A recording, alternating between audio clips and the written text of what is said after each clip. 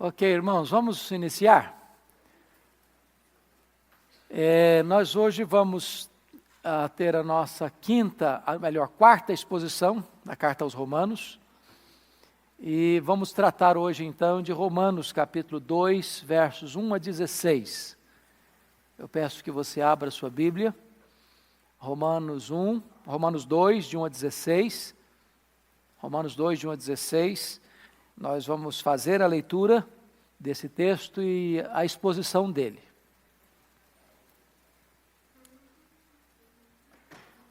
Eu gostaria que você, ao ler o texto, acompanhando a leitura do texto comigo, mantivesse sua Bíblia aberta, para todos nós acompanharmos essa exposição. Está escrito o seguinte, capítulo 2. Portanto, és indesculpável ao homem quando julgas, quem quer que sejas. Porque no que julgas a outro, a ti mesmo te condenas, pois praticas as próprias coisas que condenas. Bem sabemos que o juízo de Deus é segundo a verdade, contra os que praticam tais coisas.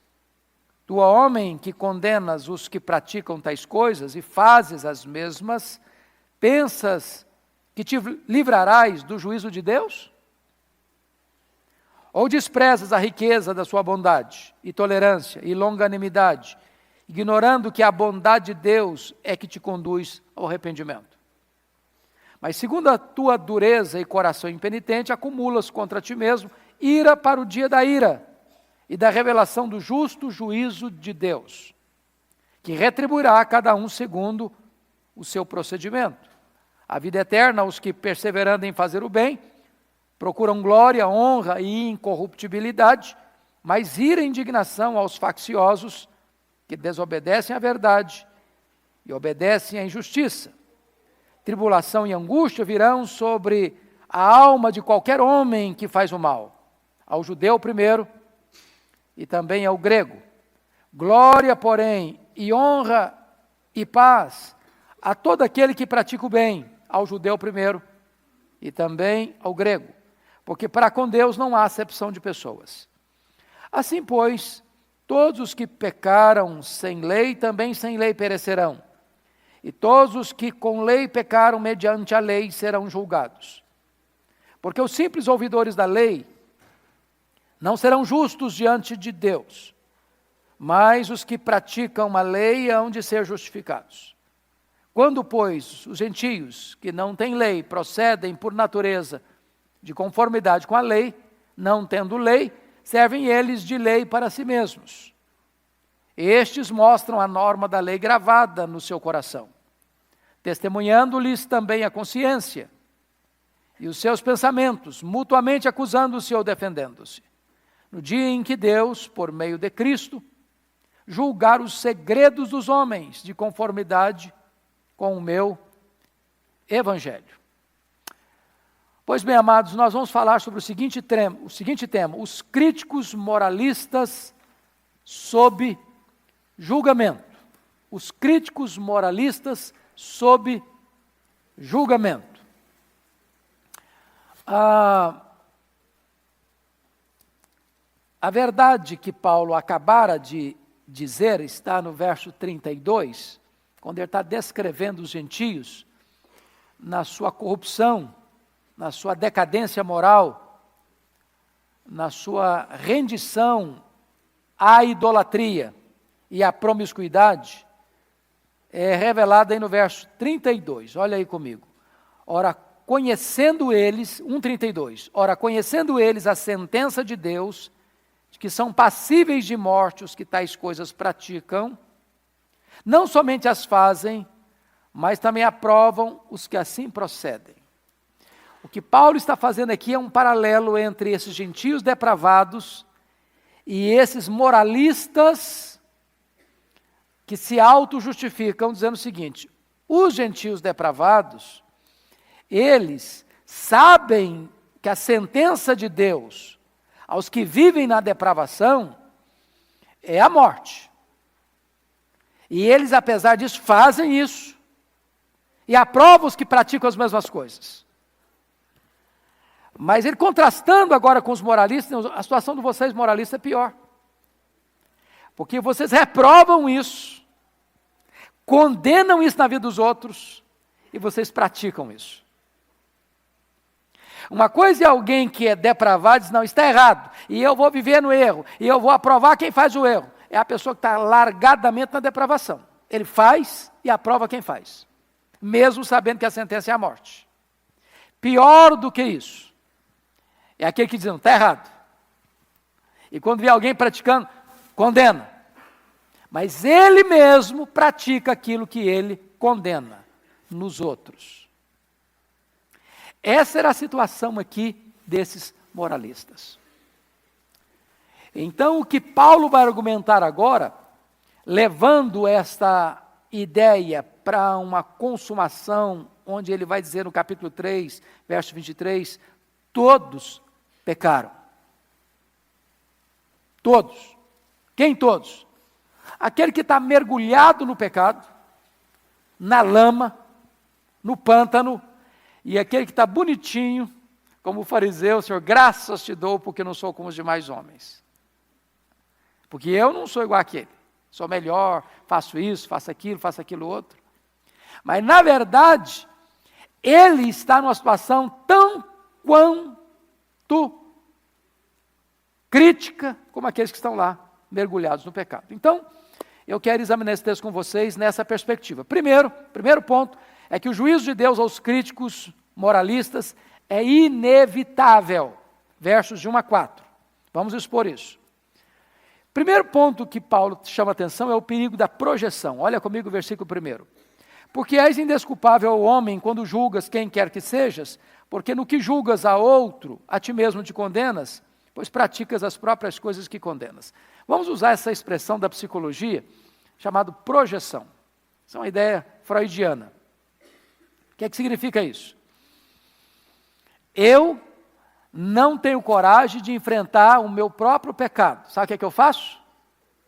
Eu projeto para o outro e condeno no outro o que eu não tenho coragem de condenar em mim mesmo. Eu sou capaz de ficar muito chateado quando eu vejo alguém praticando aquilo que eu pratico em secreto. Não foi assim desde o Éden?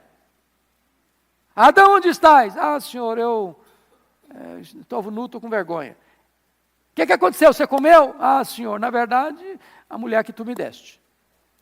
É a posição da pessoa não assumir a culpa, não assumir a responsabilidade, transferir o que ele faz em secreto para o outro, condenar no outro. Então, o que Paulo está dizendo no verso 1 é isso: você é indesculpável. Quando você julga qualquer outra pessoa, porque quando você julga a outra pessoa, você condena você mesmo. Por que você condena você mesmo? Porque você faz a mesma coisa que ela faz. Você pode até não fazer isso em público, mas você faz em secreto.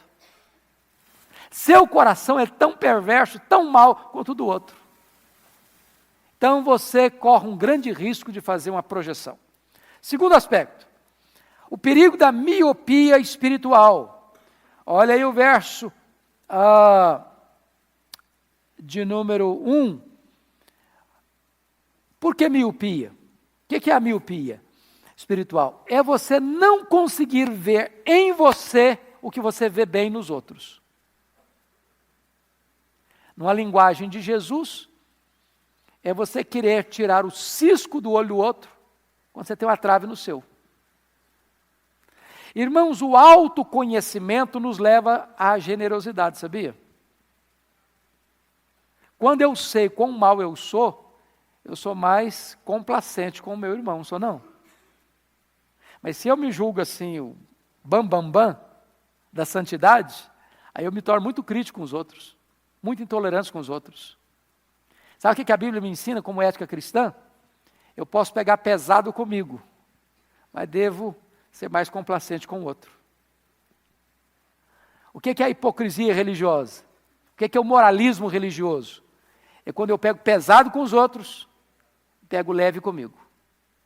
Isso é miopia espiritual. Terceiro ponto, olha aí comigo, o perigo da falsa segurança. só pegando o verso 2 antes, porque pois a ti mesmo te condenas, pois praticas as próprias coisas que condenas, e ele diz, bem sabemos que o juízo de Deus é segundo a verdade, contra os que praticam tais coisas. Então, Deus é o Deus que julga conforme a verdade, não importa se o depravado, se o moralista.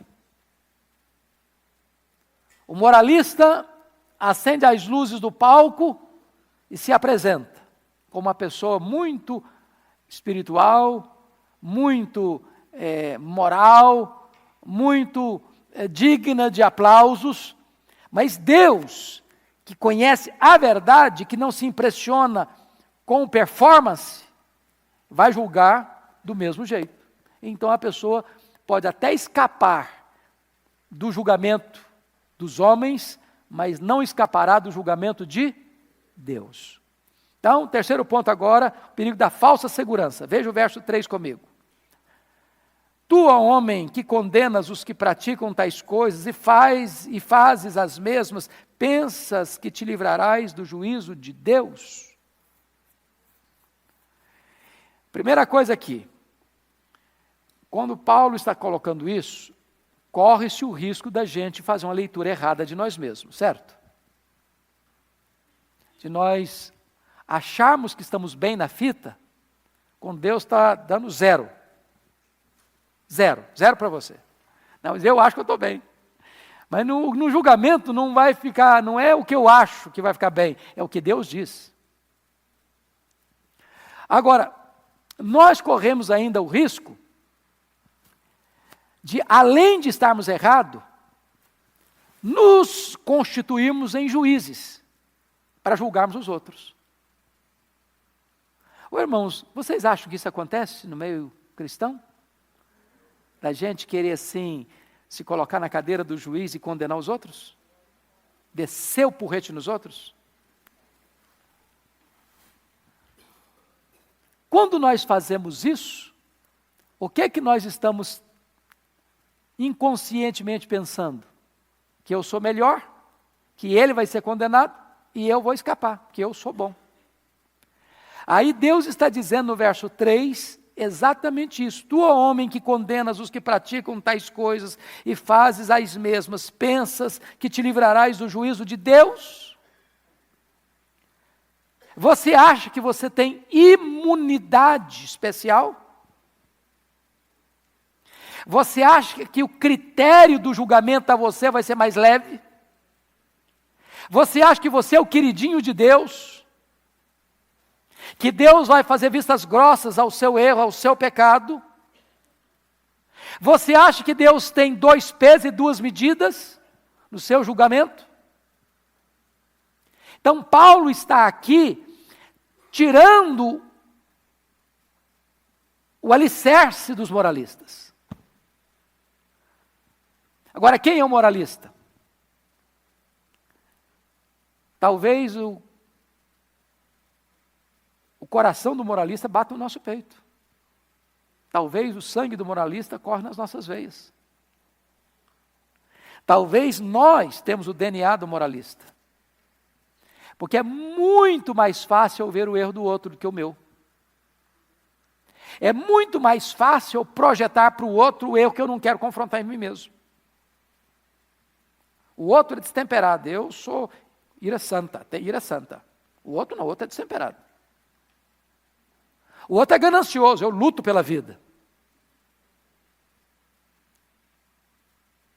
O outro é um blasfemo. Eu, quando falo palavra dura, é porque a pessoa mereceu ouvir. Então, esse texto está nos tratando o coração aqui. Agora, outra coisa. Olha comigo o versículo 4. O perigo da falsa interpretação teológica. Olha o versículo 4 comigo. Ou desprezas a riqueza da sua bondade, tolerância e longanimidade, ignorando que a bondade de Deus é que te conduz ao arrependimento. Irmãos amados, o que é arrependimento? Vamos definir esse termo? O que é arrependimento? Quem pode me ajudar? Mudança de atitude. Mudança de atitude.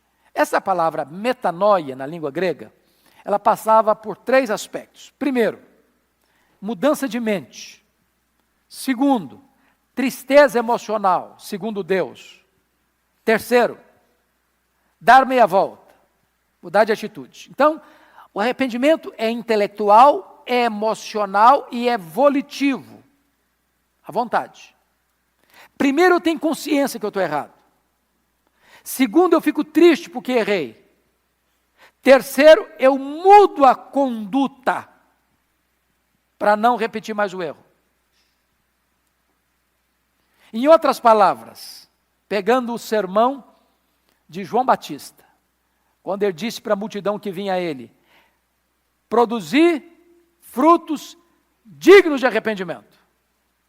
Ou seja, não é arrependimento e novamente arrependimento. É arrependimento e frutos dignos de arrependimento. Ou seja, você não planeja pecar.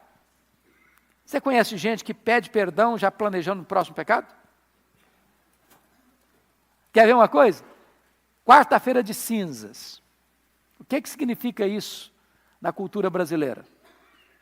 O cara pula o carnaval 4 noites. Aí na quarta-feira ele vai e bota uma cinza na testa, eu estou arrependido. Mas já está planejando o próximo carnaval.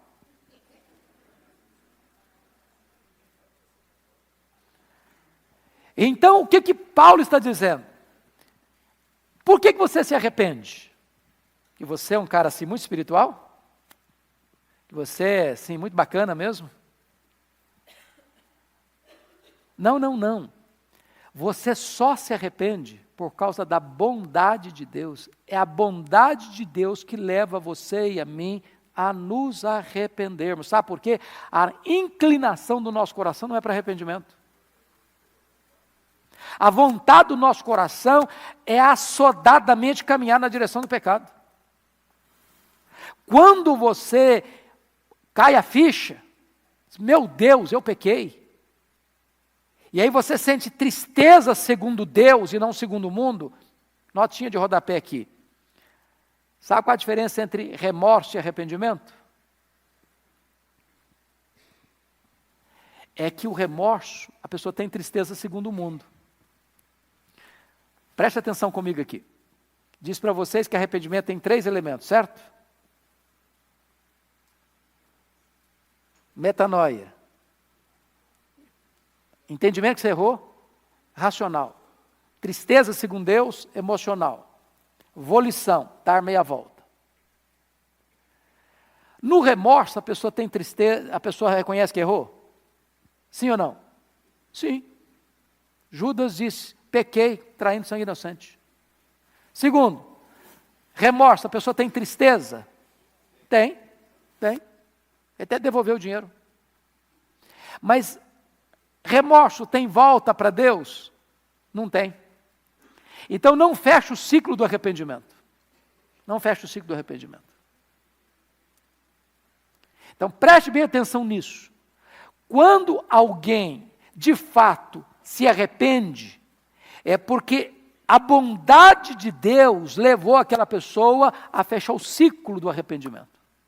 Ela reconheceu o erro, ela ficou triste por causa do erro, e ela virou as costas para o erro e começou um novo estilo de vida. Então, o que o texto está querendo nos informar é que o moralista estava achando que ele era espiritual porque ele é bom. Ele chama as atenções para si, ele acende os holofotes em cima dele mesmo. Ele glorifica ele mesmo, como o fariseu. Graças te dou, Senhor, porque eu não sou como os demais homens. E o texto diz, não, entenda uma coisa, quem conduz você ao arrependimento é a bondade de Deus. Se você não entender isso, você está cometendo um terrível erro teológico doutrinário. Então, o juízo de Deus para os moralistas críticos é o quê? Inevitável. Vamos ao segundo ponto. O juízo de Deus aos críticos moralistas é justo. Justo. 5-11 agora. Primeiro, a demora do julgamento não diminui o peso da sentença. Versículo 5. Você pode ler o versículo 5 comigo? Vamos juntos? Mas, segundo a dureza e coração impenitente, acumulas contra ti mesmo ira para o dia da ira, da revelação do justo juízo de Deus. Preste atenção nisso. No tribunal de Deus, ou na maneira de Deus lidar com você e comigo, Deus não pune o pecado do pecador toda hora que ele peca, imediatamente. É por isso que às vezes a pessoa acha que o pecado compensa.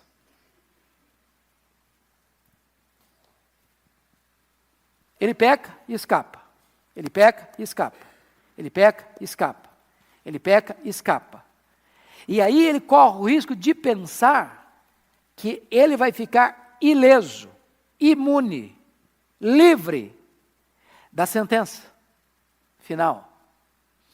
E o versículo 5 está dizendo o seguinte, que essa pessoa acumula contra si mesmo ira para o dia da... Acumula, até que nesse dia o cálice transporta. A Bíblia diz que Deus não inocentará o quê? O culpado. Que o que o homem semear, isso ele ceifará. Que o salário do pecado é a morte. Isso vale para quem? Para todos. Então preste bem atenção nisso. A demora do julgamento não diminui o peso da sentença.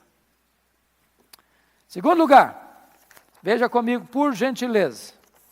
O juízo de Deus é individual, intransferível e absolutamente justo. Olha comigo o verso 6. Leia o 6 comigo. Que retribuirá a cada um segundo seu procedimento. Então, Deus julga o filho no lugar do pai? Não. Deus julga o pai no lugar do filho? Não. Deus julga o marido no lugar da esposa? Não. Deus julga a esposa no lugar do marido? Não.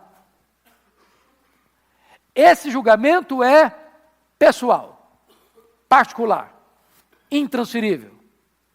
Cada um.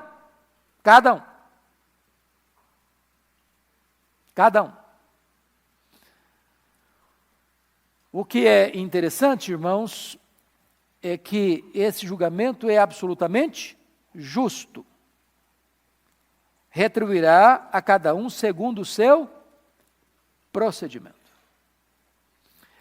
Os tribunais da terra, por mais probos que possam procurar ser, ou justos que possam procurar ser, eles cometem o quê? Injustiça. Por algumas razões. Primeiro, porque é um ser imperfeito julgando outro ser imperfeito. Não é verdade? Quem está sentado na cadeira do juiz não é uma pessoa absolutamente perfeita. Ele está julgando outra pessoa imperfeita. Então, esse julgamento já tem suas limitações. Segundo, quem está sentado na cadeira do juiz, nos tribunais do mundo, não importa a instância que está sendo julgado, não tem pleno conhecimento de toda a verdade. Ele conhece em parte, diz a Bíblia, em parte conhecemos. Por mais que ele tenha examinado os autos do processo, por mais que ele tenha examinado todos os detalhes do que aconteceu, ele não sabe toda a verdade. Porque ele não consegue entrar num território chamado de foro íntimo. Mas esse Deus que está julgando, que vai retribuir a cada um segundo o seu procedimento, ele é aquele que conhece as motivações, os pensamentos, os desejos, as ações, as palavras, o que não se fez. Ele sabe tudo, de forma plena, exaustiva e total. Então o julgamento é o quê? Justo. Justo. Terceiro, No julgamento divino haverá penalidades e recompensas eternas. Olha comigo, por favor, versos 7 e 8. A vida eterna aos que, perseverando em fazer o bem, procuram glória, honra e incorruptibilidade, mas ira e indignação aos facciosos que desobedecem à verdade e obedecem à injustiça. Veja bem, se você pensa no julgamento humano, nenhum juiz da terra tem competência para dar uma sentença eterna para alguém, tem? Até onde ele pode ir, no máximo? Hã? Oi? 30 anos, aqui no Brasil. No sentido fora do Brasil, qual o máximo que um juiz pode dar? Pena de morte. Bom, a partir do túmulo ele não legisla mais. Não tem lei para legislar. Você está condenado à pena eterna. Não existe pena eterna no Tribunal da Terra. No Tribunal da Terra você legisla apenas para esta vida. Mas esse tribunal que é justo, esse juiz que conhece exaustivamente tudo, a sentença dele será de bem-aventurança eterna ou condenação eterna. Deveríamos nós, portanto, temer muito mais esse juiz do céu do que os juízes da terra. Não foi o que Jesus disse? Você não devia temer aqueles que podem jogar o seu corpo no fogo, matar você. Você devia temer aquele que pode lançar no fogo o corpo e a alma. Nos tribunais da terra, você corre o risco de ter gente inocente sendo culpada e gente culpada se tornando inocente. Por muitas razões. Primeiro, porque não se conhece direito. Segundo, porque é possível que os tribunais da terra sejam o quê? Corrompidos, comprados. E possam dar decisões e dar sentenças por dinheiro. Não está escrito isso lá na Bíblia? Que os juízes vendiam sentenças por dinheiro? Isso acontece até hoje. Não acontecerá jamais no tribunal do céu. Já pensou alguém chegando para Deus assim, ó, dá um jeitinho que eu molho a tua mão. Não tem jeito. Impossível. Impossível. Então esse julgamento divino terá penalidades e recompensas eternas. Quarto lugar, a salvação é pela fé, mas o julgamento é pelas obras. Olha comigo os versos 9 e 10. Tribulação e angústia virão sobre a alma de qualquer homem que faz o mal, ao judeu primeiro e também ao grego. Glória, porém, e honra e paz a todo aquele que pratica o bem, ao judeu primeiro, também ao grego. Preste bem atenção, que sempre que você encontrar na Bíblia o julgamento, sempre o critério vai ser julgar pelas obras. E eu pergunto a vocês, alguém será inocentado no tribunal de Deus pelas obras? Está lá em Apocalipse capítulo 20, que naquele grande dia,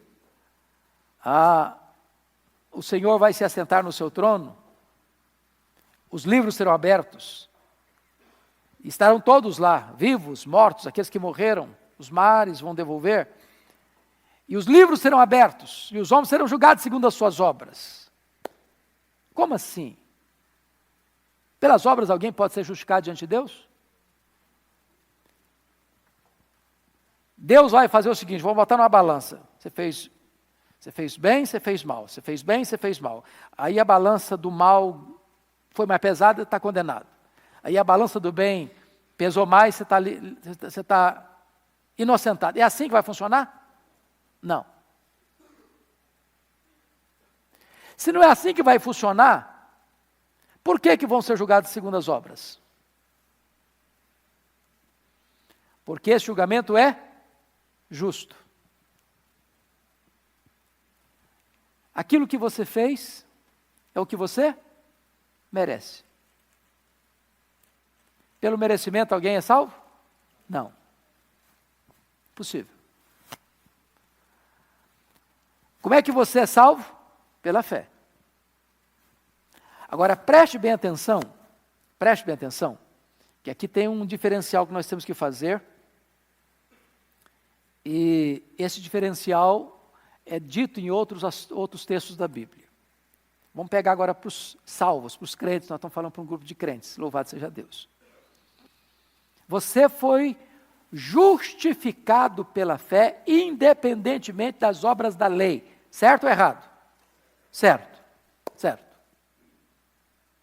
Pelas obras, se você fosse julgado, seria o quê? Condenado. Certo ou errado? Certo. Você foi e é salvo pela fé. Mas você foi criado em Cristo Jesus para quê? Para as boas obras. E agora, está escrito em 1 Coríntios 3, 11 a 15, que ninguém pode lançar outro fundamento além daquele que já foi posto, o qual é Cristo Jesus. Eu, como prudente construtor, lancei o fundamento. Agora veja como você vai construir sobre esse fundamento. Uns usam ouro, pedras preciosas e prata. Outros usam, para construir sobre esse fundamento, madeira, palha e feno. A obra de cada um será provada pelo fogo.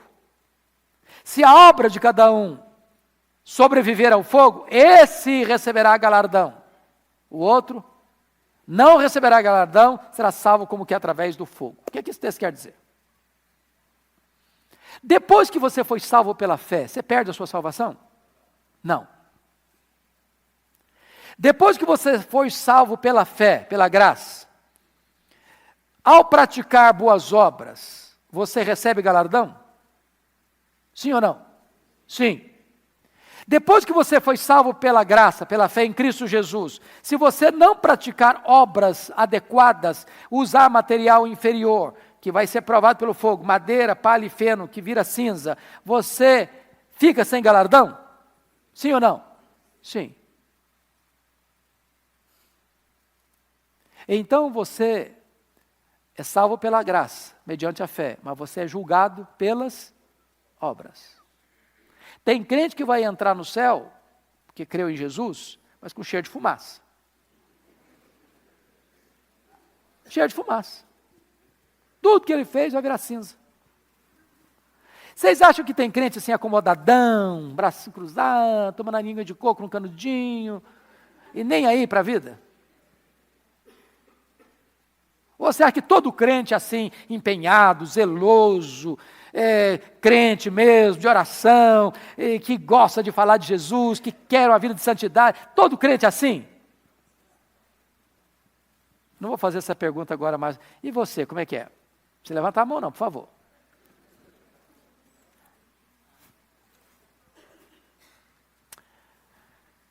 Pois bem, vamos adiante.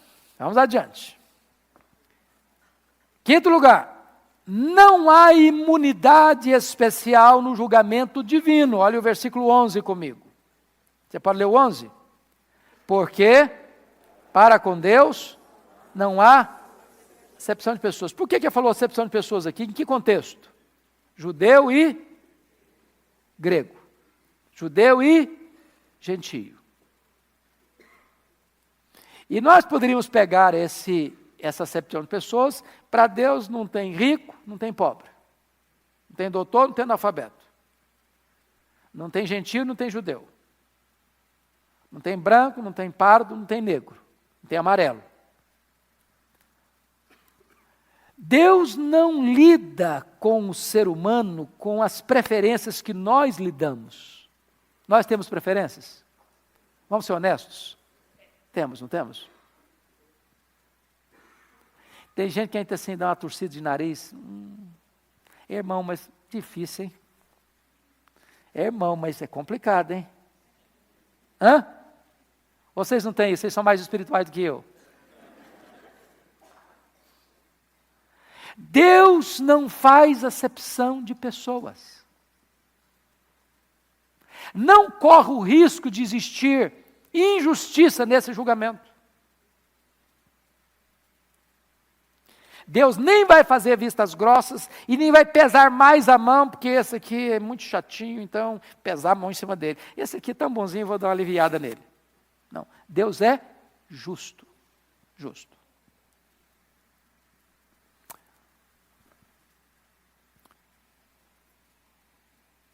Muito bem. Então, pergunto a vocês, e o moralista fica confortável nessa situação? Quem é o moralista? Eu sou mais espiritual. Eu sou mais santo. Do ponto de vista teológico, eu sou mais ortodoxo. Eu sou calvinista, reformado. Os outros, coitadinhos, não aprenderam ainda. Eu sou preferido de Deus. Os outros, na linguagem lá dos fariseus, são a ralé que não conhece a lei. Esses moralistas estão em vantagem? Porque eles se acham melhores, se julgam melhores, mais espirituais, mais crentes, mais santos. Paulo está aqui, irmãos, demolindo esta autoconfiança. Paulo está aqui deitando por terra esse edifício chamado autoconfiança. Paulo está reduzindo a pó de traque essa ideia de que eu sou melhor do que o outro. Aliás, dentro do argumento de Paulo, a situação do moralista é pior ainda. Porque aquele sabe que isso aqui é errado, sabe que a sentença de fazer isso aqui é a morte. Ele faz e bate palma para o outro que faz também. Mas esse aqui, moralista, condena isso, abomina isso, critica isso, bota nas redes sociais isso. Mas ele pratica o que condena no outro. O outro é depravado e admite que é. Esse é depravado e acha que não é. E critica quem é. Esse moralista bota uma grossa máscara de hipocrisia. Se esconde atrás dela. E acha que está bem na fita. Quando Deus está dizendo o seguinte, 0 para você. 0 para você. Porque você condena no outro o que você mesmo está praticando. Você acha que você vai escapar? Ô irmãos, a palavra de Deus, aliás, nota de rodapé de novo. Vocês sabem que a carta de Paulo aos Romanos foi adotada até recentemente em algumas faculdades de direito na Inglaterra, para ensinar os alunos a questão da argumentação lógica. Paulo, inspirado pelo Espírito Santo, usa uma lógica irresistível nessa carta. Ele vai levando a sua argumentação a chegar a um ponto em que diz o seguinte, todos pecaram e destituídos estão da glória de Deus. Ou seja, não é possível você estudar Romanos honestamente e ainda ter uma pequena camada de verniz de autoconfiança. Você tem que depositar as armas. Você tem que reconhecer o seguinte, eu estou perdido. Eu estou condenado. Eu não tenho condições de salvar-me pelas minhas obras, pelas minhas virtudes, pelos meus méritos, pelo meu moralismo. Eu estou reduzido a nada. O que Paulo está querendo mostrar para nós é o seguinte, antes de você ouvir as boas novas, você precisa ouvir as más novas. Quais são as más novas? Eu estou o quê? Perdido. A lei me condenou. E aí ele entra com o evangelho, com as boas novas. que Deus justifica você, não por causa dos seus méritos, mas por causa do sangue de Cristo que foi vertido por você. E então Deus, por causa da justiça do seu Filho, colocado na sua conta, Deus declara você justo. Vamos ao terceiro ponto. O juízo de Deus aos críticos moralistas é imparcial. É imparcial. Versículos 12 a 16. Primeiro, o julgamento divino será de acordo com a luz recebida. Veja comigo o versículo 12. Vamos juntos? Assim, pois, todos os que pecaram sem lei, também sem lei perecerão. Todos os que com lei pecaram, mediante a lei, serão julgados. Talvez você quisesse ler assim. Assim, pois, todos os que pecaram sem lei serão julgados. Não é o que está escrito, não. O que é que está escrito aí? Todos os que pecaram sem lei, também sem lei, perecerão.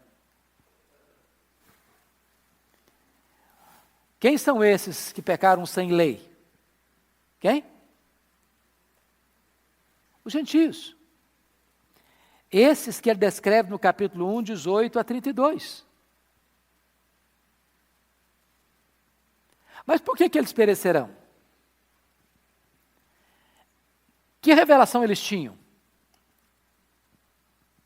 Que revelação eles tinham? Eles não tinham a Bíblia, eles não tinham a lei de Moisés, eles não tinham templo, eles não tinham sacrifícios, eles não tinham sacerdotes, mas eles tinham que revelação? A revelação? A revelação natural. Todo ser humano, do índio que está embrenhado nas selvas, ao cosmopolita, tem consciência que Deus existe. Ateísmo não é um problema intelectual, ateísmo é um problema moral. Vamos dar uma olhadinha nisso? Volta aí comigo para o capítulo 1, por gentileza.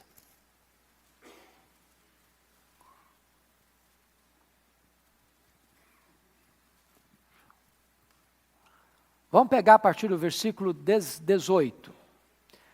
A ira de Deus se revela do céu contra toda impiedade e perversão dos homens que detêm a verdade pela injustiça. Preste atenção que o homem lida com a verdade de forma consciente. Ele detém, a palavra deter aqui é matar por afogamento. A verdade está aí, ele não quer a verdade, ele não gosta da verdade, ele não suporta a verdade, ele sufoca a verdade. Pela injustiça. Porque o que de Deus se pode conhecer é manifesto entre eles. Porque Deus se manifestou. Verso 20, porque os atributos invisíveis de Deus, assim o seu eterno poder, como também a sua própria divindade, claramente se reconhecem desde o princípio do mundo, sendo percebidos por meio das coisas que foram criadas. Tais homens são, por isso, o quê? Indesculpáveis. Então, isso acaba com a ideia de um índio inocente. Acaba com a ideia do camarada que está lá nas selvas, lá da Ásia, nas montanhas geladas, que nunca ouviu, então ele vai ser salvo porque nunca ouviu. Quem sem lei pecou, sem lei o quê? Perecerá. Perecerá. Ele negou a revelação natural. Conscientemente, ele afogou a verdade, trocou a verdade pela injustiça. Se você prosseguir na leitura de capítulo 1, olha comigo, por favor, versículo 21. Porquanto, tendo conhecimento de Deus, não glorificaram como Deus, não lhe deram graças, se tornaram nulos em seus próprios raciocínios, obscurecendo-se-lhes o coração insensato. Ou seja, a razão vai para o coração. E inculcando-se por sábios, tornaram-se loucos. E quando vem da razão para o coração, parte para a volição, que vai fazer o quê? Versículo 23, mudar a glória do Deus incorruptível em semelhança de imagem de homem corruptível, bem como de aves, quadrúpedes e répteis. Ou seja, o falso entendimento levou uma vida errada, a vida errada levou à idolatria, e a idolatria vai levar o quê? No verso 24, à depravação. é uma corrente. O homem rejeita a verdade, o homem se torna nulo em seu raciocínio, o coração dele se corrompe, ele entra para a idolatria, ele entra para a promiscuidade sexual. Quem sem lei pecou, sem lei perecerá. Mas olha o versículo 12 comigo, 2:12. E todos os que com lei pecaram mediante a lei serão julgados. O que a lei diz? A alma que pecar, essa morrerá. Deus não inocentará culpado. Salário do pecado é a morte. Segundo ponto. A religião formal não poderá ajudar o homem no julgamento. Olha o versículo 13 comigo. Vamos ver o 13 juntos? Porque os simples ouvidores da lei não são justos diante de Deus, mas os que praticam a lei vão ser justificados. Vamos entender isso aqui para você não fazer confusão. Não é que os que praticam a lei vão ser justificados no sentido de justificação pela fé, não. A justificação pela fé é pelas obras? Não. O que ele está dizendo é o seguinte: o que é que caracteriza uma pessoa salva? É ouvir ou praticar? É praticar. Você é salvo pela fé, independente das obras. Agora, quando você é salvo, como é que você demonstra a salvação? Aí é pelas obras. As obras não são a causa, as obras são a consequência, o resultado, a evidência. Então, jamais crie na sua mente uma falsa segurança de salvação. Não, eu vou para a igreja, escuto todo domingo, estou lá, de plantão, não perco não. Só escutar, só ouvir, não demonstra que você é um crente. O que demonstra que você é um crente? Quando você escuta e obedece. O que Paulo está querendo dizer? A religião formal não ajuda em nada. A religião de nomenclatura apenas não ajuda em nada. A religião apenas de performance, nominal, não ajuda em nada. Ô, irmãos, até bem pouco tempo, nós tínhamos uma frase muito conhecida no Brasil, nos censos. Você é o quê? Não, eu sou católico. Não sou católico o quê? Nominal. Quando uma pessoa dizia que era católico nominal, o que queria dizer com isso? Ou não praticante, né? Ou não praticante. O que queria dizer com isso?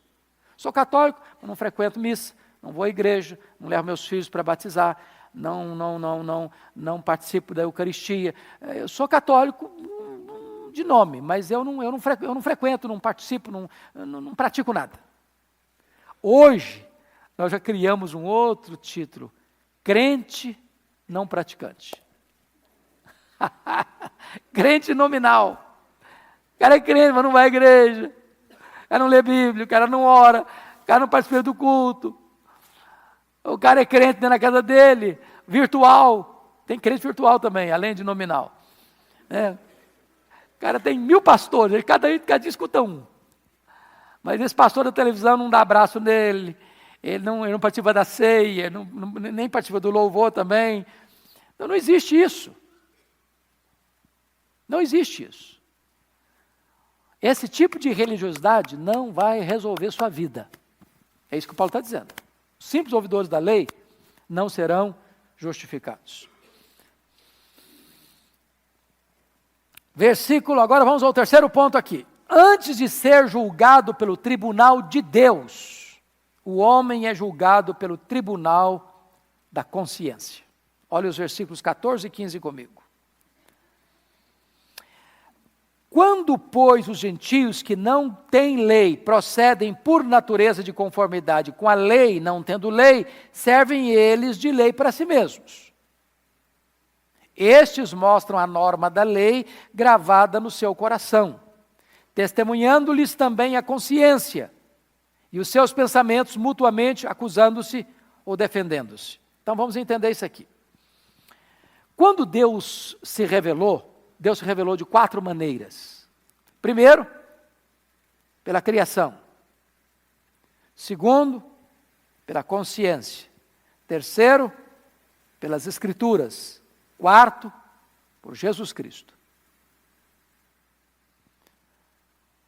Todo ser humano foi criado, porque é um ser moral, nós temos o quê? Consciência. Animal tem consciência? Não, não tem. Não tem. Ele tem reflexo condicionado, mas consciência não tem. Um animal mata o outro, você acha que ele fica culpado? Ah, hoje eu estou tão triste porque... Não tem isso, o animal não tem isso não. Não tem. Então não importa se o camarada vive na selva ou se mora na cidade, todo ser humano tem um negócio chamado de consciência. Aliás, o pensador, filósofo alemão, Immanuel Kant, dizia que duas coisas o encantavam: o céu estrelado acima dele e a lei moral dentro dele. Nós temos uma espécie de campainha, de alarme dentro de nós, chamado de consciência.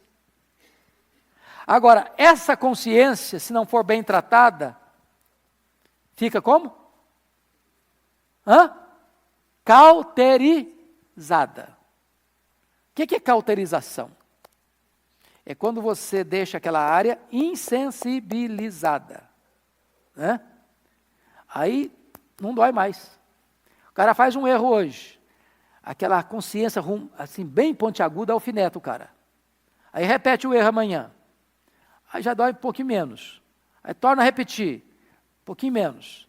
Torna a repetir, dói um pouquinho menos. Daqui um pouco, ele está fazendo, não senti mais nada. Não é que ele não está fazendo erro, não. Não é que ele não está errado, não.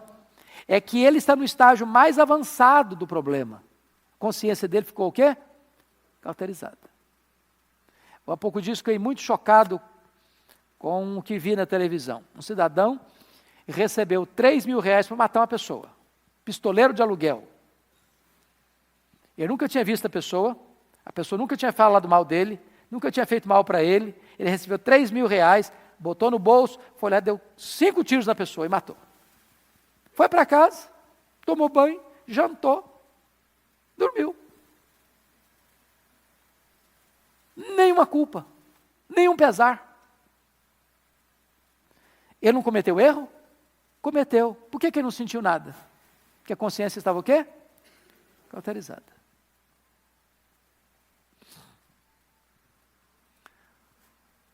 Agora, preste atenção, que antes do indivíduo ser condenado no tribunal de Deus, a sua consciência já o condenou.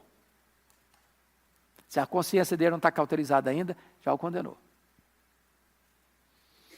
Esse é um fato curiosíssimo, irmãos.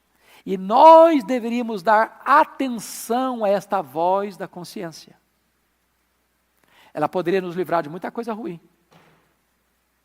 Muita coisa ruim. Notem vocês que no versículo 15, ele vai falar aí, testemunhando-lhes também a consciência e os seus pensamentos mutuamente, acusando-se ou defendendo-se. A nossa consciência tem esse papel de tribunal de acusação e de defesa. Tem hora que as pessoas condenam você e você diz assim, não, eu não fiz isso, eu sou inocente. A consciência defende você. Tem hora que as pessoas estão batendo palma para você e a sua consciência, puxa vida, mas eu fiz, eu sou culpado. Vamos pensar do ponto de vista espiritual. Tem hora que você está fazendo algo para Deus, e todo mundo está vendo e batendo palma para você, ó. E Deus está olhando a motivação e dá 0 para você, 0 para você. Você está recebendo aplausos dos homens, Deus está dando um 0 para você. Que Deus vê o quê? O coração. Mas imagina outra cena. O povo está batendo você, batendo em você, derrubando o porrete em cima de você, e Deus está dizendo, ó, para você, ó. Aprovando você. Sabe por quê? Porque Deus conhece o quê? O seu coração. Seu coração. Bom, mas eu quero encerrar. Eu acho que vou dar para vocês um tempo maior de folga, a menos que vocês queiram me ajudar aqui com algumas perguntas. O último ponto que eu quero tratar com vocês aqui, o juízo de Deus abrange até mesmo o foro íntimo. Olha o verso 16. No dia em que Deus, por meio de Cristo Jesus, julgar os segredos dos homens de conformidade com o meu evangelho.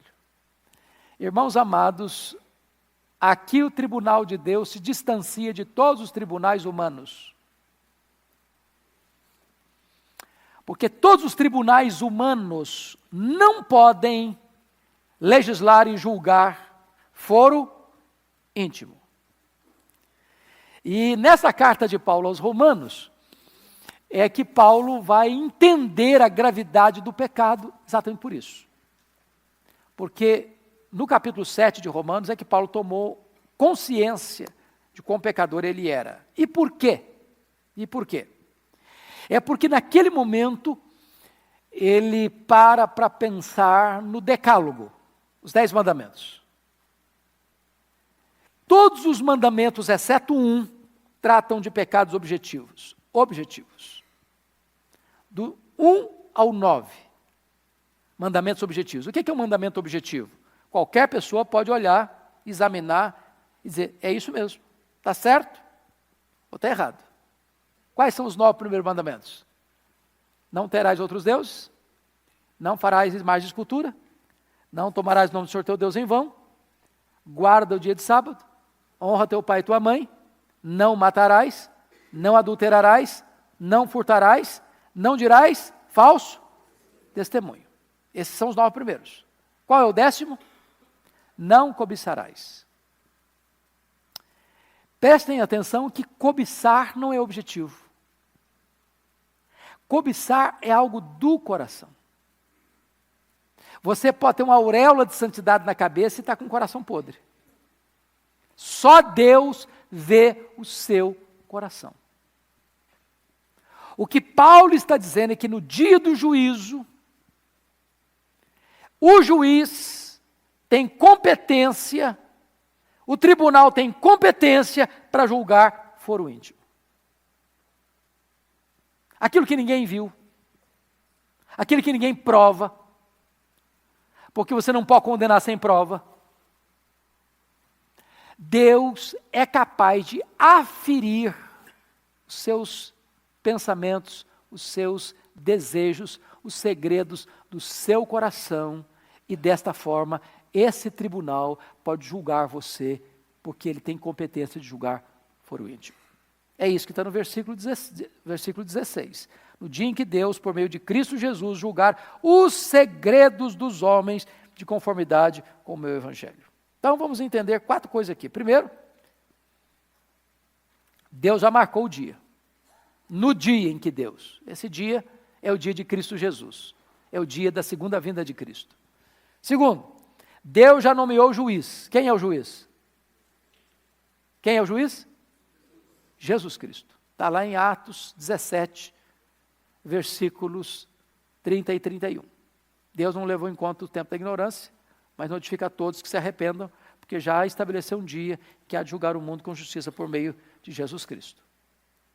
Aquele que hoje é o seu advogado, amanhã será o seu juiz. Terceiro, Deus já definiu a abrangência.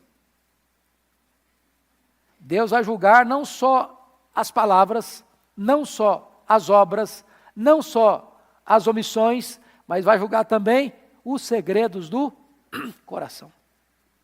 Quarto, Deus já estabeleceu a referência do julgamento, segundo o meu evangelho.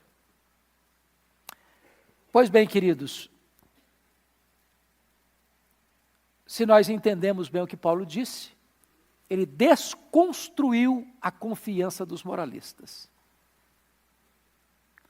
E disse o seguinte: vocês moralistas, que estão acusando os outros, vocês são tão culpados quanto os outros.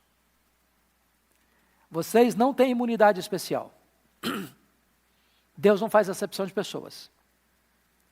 Vocês estão na mesma situação diante de Deus.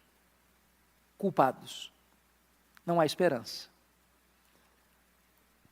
se você está confiando nas suas obras, nos seus méritos, na sua justiça, não tem esperança para vocês. Este é o Evangelho, irmãos. Ele começa com as más novas. Diz, olha, você está liquidado. Você está liquidado. E a hora que você está no fundo do poço, a graça vem e te tira de lá. Te salva. Não pelos seus méritos, mas pela obra de Cristo Jesus. Glória a Deus por esse Evangelho. Tão bendito, tão precioso. Alguma pergunta? Alguma contribuição? Pois não, filha. Eu vou repetir depois a sua pergunta, porque as pessoas estão acompanhando o curso de Romanos aqui nas redes sociais. Então, você faz a pergunta, eu vou repetir.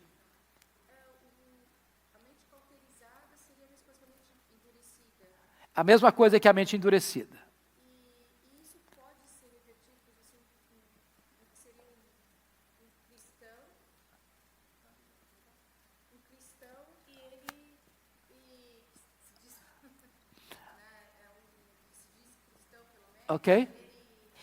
Tem a mente completamente cauterizada em determinados assuntos e ele tem como isso ser revertido quando é cauterizado determinado. Boa sua pergunta, boa sua pergunta. A pergunta que foi feita é a seguinte: uma pessoa que tem a mente cauterizada, endurecida, essa situação pode ser revertida? Essa pessoa ainda pode se arrepender e ser salva? E a resposta é sim. Louvado seja Deus. A resposta é sim. Vamos dar alguns exemplos. Pega comigo Saulo de Tarso. Saulo de Tarso, a Bíblia diz que ele era como uma fera selvagem, que entrava nas casas, nas sinagogas, arrastava as pessoas, jogava as pessoas na cadeia. Levava essas pessoas, depois de bater nelas e forçá-las a blasfemar, quando elas resolviam não blasfemar e continuar afirmando que Jesus Cristo é o Senhor, Saulo de Tarso mandava matar essas pessoas. E ele mandou matar muitos santos em Jerusalém. Esse homem fazia isso achando que estava certo. A consciência dele não pesava. Ele achava que estava tributando culto a Deus com isso. E esse homem, com essa consciência, sim, é alcançado pela graça. É convertido a Cristo. É transformado num crente, num apóstolo e no maior dos apóstolos.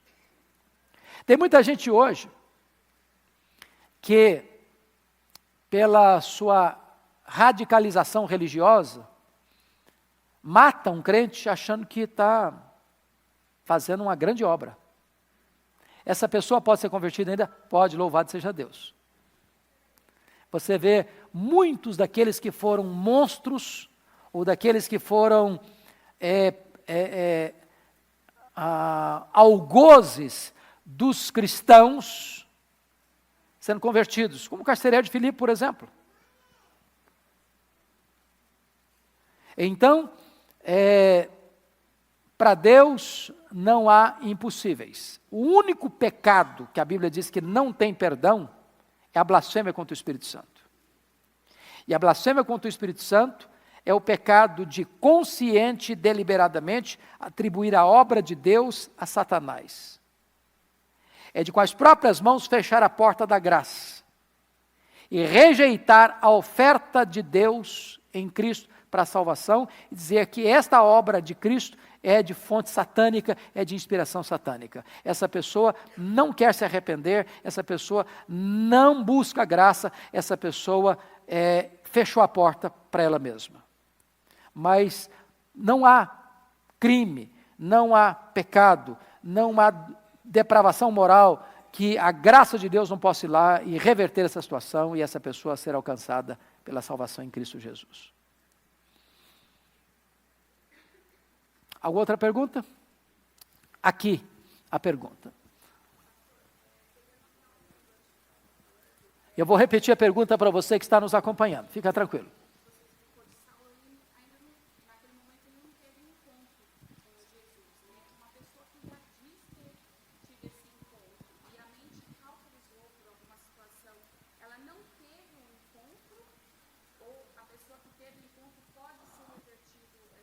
Muito boa a sua pergunta. O exemplo que eu dei de uma pessoa que não era convertida. Imagine um crente. À luz das Escrituras, preste bem atenção, à luz das Escrituras, um crente não fica com a consciência cauterizada. Um crente, ele peca, mas ao pecar, o que é que ele sente? Mal-estar, tristeza, pesar. Uma pessoa que peca e vive na prática do pecado, porque é a prática do pecado que leva à cauterização, diz João, nunca viu a Deus. Nunca viu a Deus.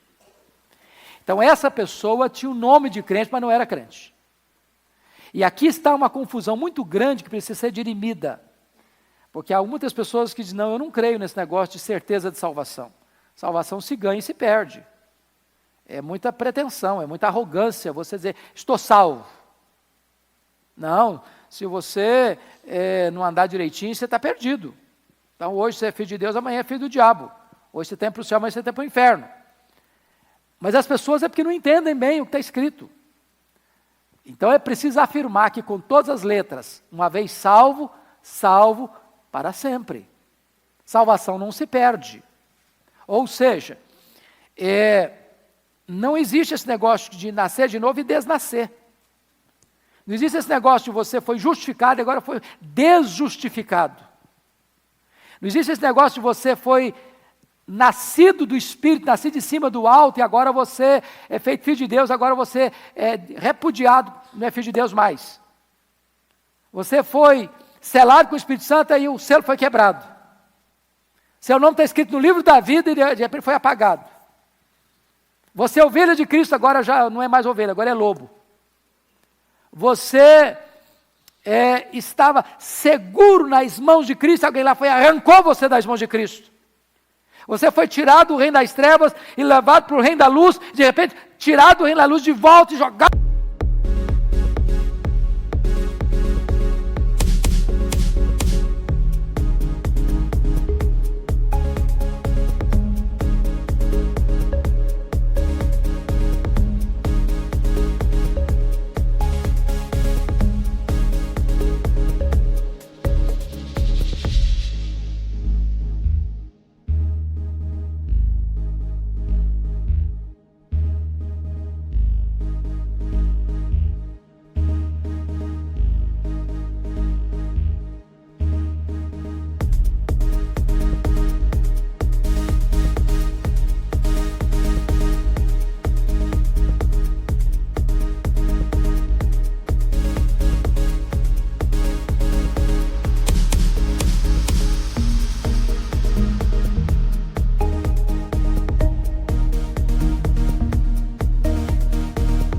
No reino das trevas. Não existe isso.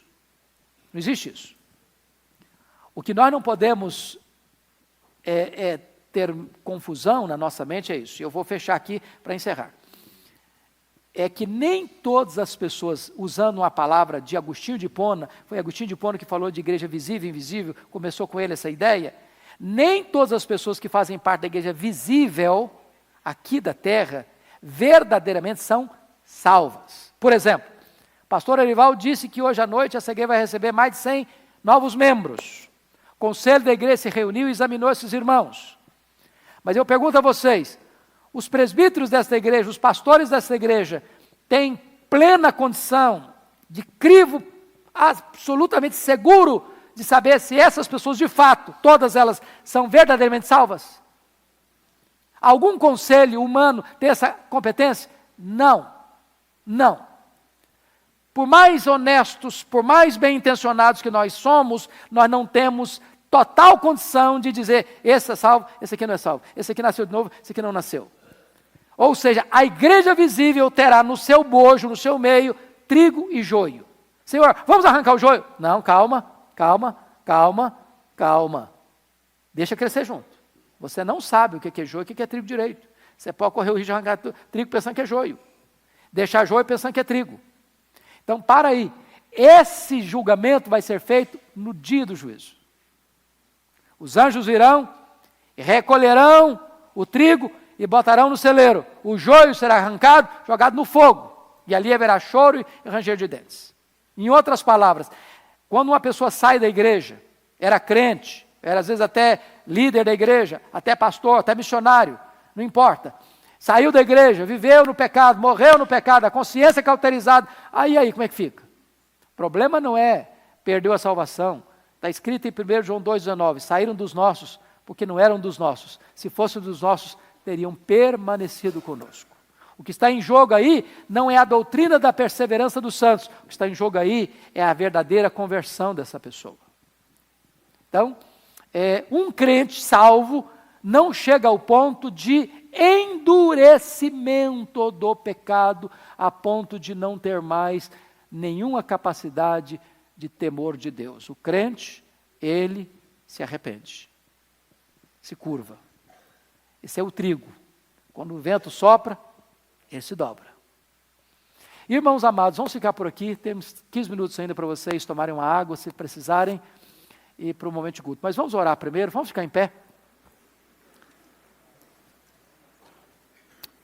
Deus amado, louvado seja o teu nome por esse tempo precioso de estudo da tua palavra.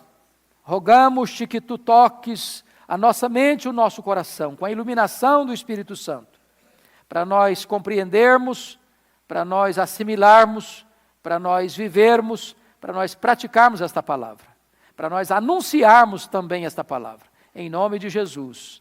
Amém. Deus abençoe. Até daqui a pouquinho no culto.